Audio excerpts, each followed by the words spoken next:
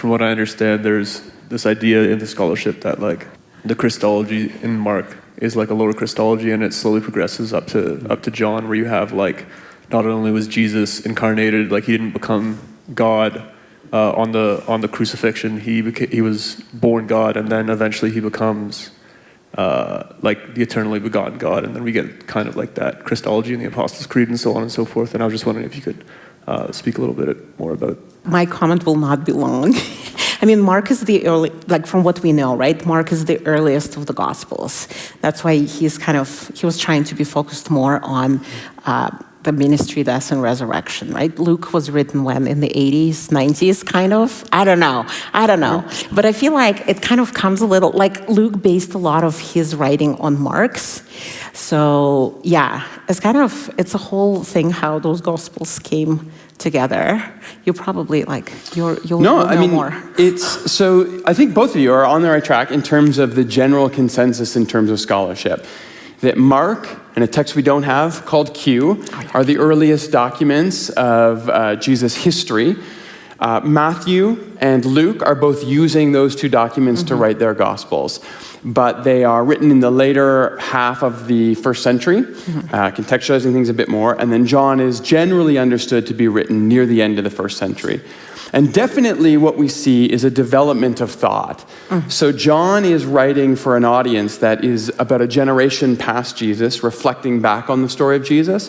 The way I like to frame it is this way, is Mark is telling you what happened.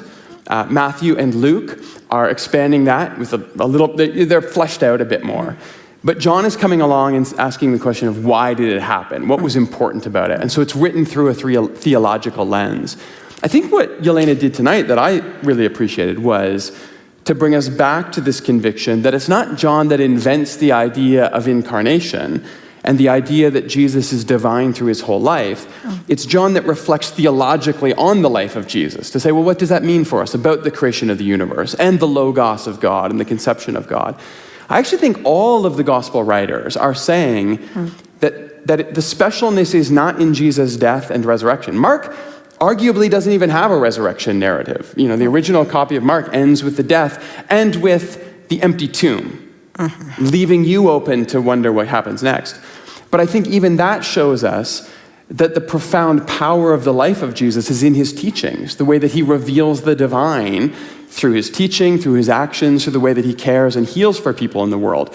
So I don't think that the consensus in scholarship would be a generation after Jesus, we come up with the idea that Jesus was always divine. I would say it's John reflecting on that in a new way and bringing new depth out of it theologically.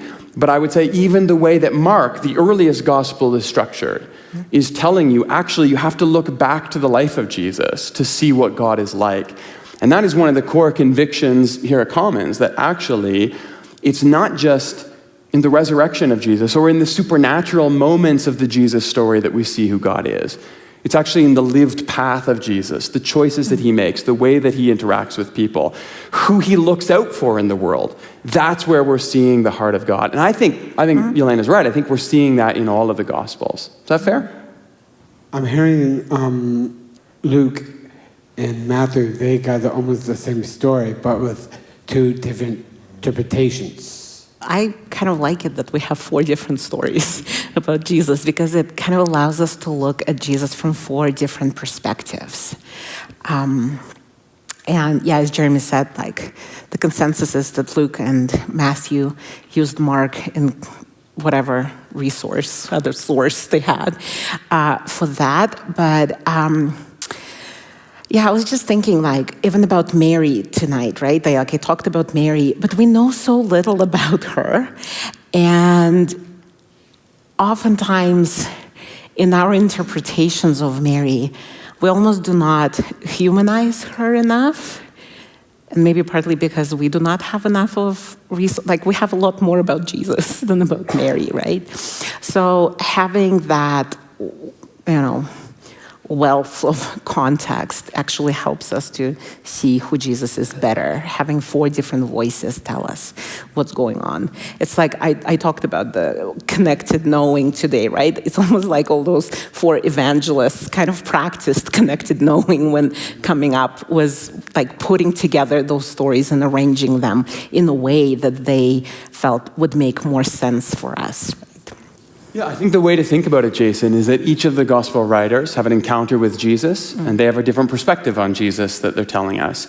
And those perspectives don't always line up perfectly with each other, but they reflect the way that we all encounter God, and we have slightly different perspectives. And added together, when we hear from each other, we have a more robust imagination.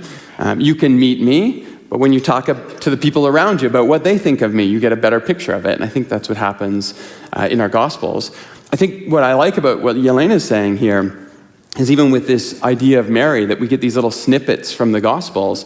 One of the things that I always find really remarkable about that is, the clearest image we have of Mary in terms of what she thinks about the world is the Magnificat that Yelena talked about tonight.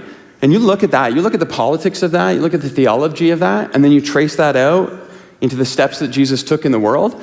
It's pretty hard for me not to say, okay, well, Jesus learned a lot from his mom when he was growing up, that he was part of a community, he was part of a family, and that was teaching him, and that was shaping his perspective on the world. So you're right, we don't get a lot of detail about Mary.